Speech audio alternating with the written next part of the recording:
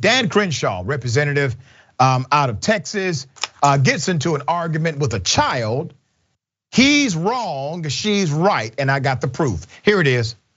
To give context to anyone who hasn't heard, Crenshaw said, quote, "The most important thing here is that we have important hero archetypes that we look up to. Jesus is a hero archetype, Superman is a hero archetype. Real characters too. I could name 1,000, Rosa Parks, Ronald Reagan," end quote. I can't wrap my head around this. Well, I'll help you. Put a period after the word Jesus and don't question my faith. Wow.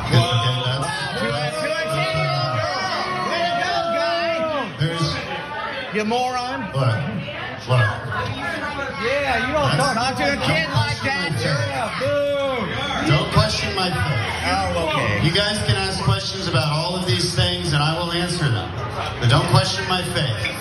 I can question your faith if this is what you said. I mean, you can read the quote again.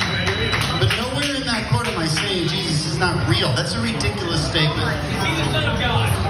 Of course he's the Son of God. Of course he's the Son of God, and of course he's real. You can say two different things. You can say that on a podcast, and you can say this here. On the podcast, nobody would have understood it that way. I think you're twisting it that way. Come on. Which is not very Christian. Which is not very Christian. Let's go, Brandon. Let's go, Brandon. It's not. And I'm not going to have my faith questioned. Thank you. I'm not going to have my faith questioned. You know, my grandmother would say a hit dog will holler every time. Okay, we have the actual footage of him saying exactly what he said he never said, which means the child who said he said it was quoting him correctly when she said what he said. We got the footage. Before I go to that, before I get to that, let me remind everyone that Dan Crenshaw has been playing a character. He has been playing this holier than thou Christian evangelical character that he believes in Jesus, white Jesus to be exact, okay, not to be confused with any other Jesus. He believes in white Jesus, 100%. So this person who has played this character for the sake of his political career actually said something very different during a program, during a podcast that he was featured on, all right? Let's go to the podcast, here it is. The important thing is that we have societal hero archetypes that we look up to. Jesus is a hero archetype. Superman is a hero archetype. Real characters too. You know, we can name 1,000. You know, Rosa Parks, Ronald Reagan. All of these people embody certain attributes that the American people think this is good.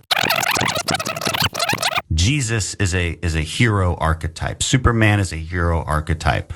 Real characters too. That's what he said.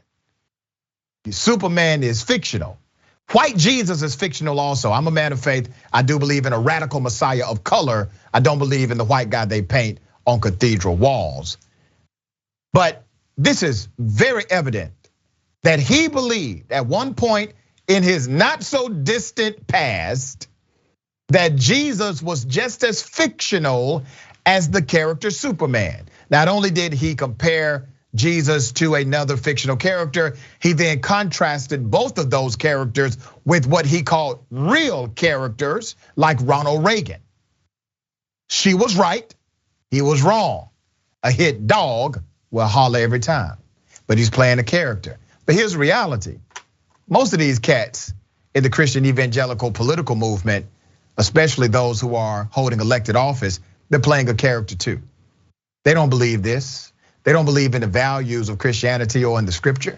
They lie, they cheat, they steal, they do all of that, right? And then they want you to believe that somehow they have been chosen by God, that they are special, that prophecy puts them in place, that they are more spiritual and know better than everybody else. The truth is they are charlatans, they are weak.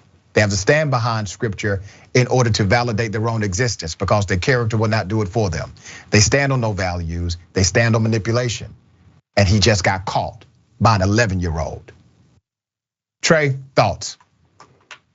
I think this particular interaction was more about his his whole alpha male tough guy thing that he's got going on that he cares so much about. Meaning, like in his mind, it's just like it's just what you do. Somebody challenges you, you shut that down, right? Like that's what you do. And you make a show of toughness and just shut it down and look tough in front of everybody.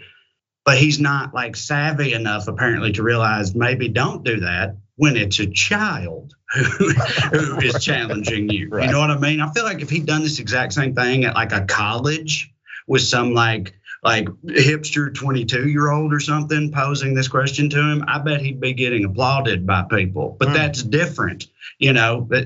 Children are different. And I think he was stunned at the reaction he got when he did this, because he's just sticking to his normal playbook, and he didn't think that it would be treated any differently, which is that's like borderline sociopathic, by the way. Oh, absolutely. To not understand that somehow. But I feel like he didn't, and that's what happened here. Yeah, definitely disconnected from the psychological and social moment, right? You don't talk to a child like that. And the child was correct. The young lady was right in what she said.